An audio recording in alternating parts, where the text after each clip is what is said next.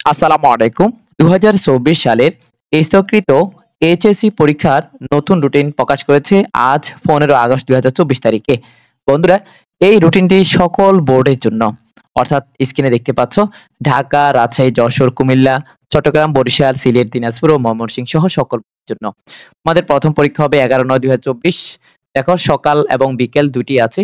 সকাল ১০টা থেকে ১টা আর বিকেল ২টা থেকে ৫টা পর্যন্ত। বিকেলে অনেকগুলো পরীক্ষা আছে, ডান দিকে দেখতে পাচ্ছ। তোমরা রুটিন দেখে তোমাদের পরীক্ষার জন্য প্রস্তুতি নিয়ে থাকবে। এরপরে তোমাদের পরীক্ষা আছে ১২ তারিখে আছে বৃহস্পতিবার। দেখতে পাচ্ছ যারা বিজ্ঞান থেকে পড়াশোনা করছো তাদের জন্য রসায়ন প্রথম পত্র, এরপরে যারা মানবিক থেকে পড়াশোনা করছো তাদের জন্য ইসলামের ইতিহাস সংস্কৃতি প্রথম পত্র, এইভাবে করে দেখতে পাচ্ছ।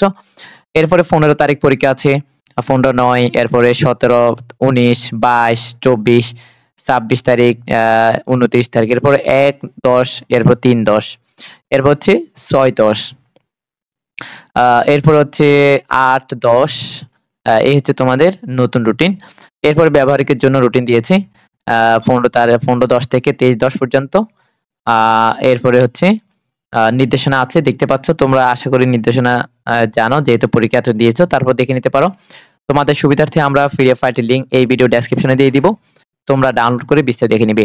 তোমাদের জন্য আবারও শুভকামনা। ধৈর্য সহকারে পড়তে থাকো, ভালো একটি রেজাল্ট বই আনতে পারবে। ভালো থাকবে, সুস্থ থাকবে। আল্লাহ হাফেজ।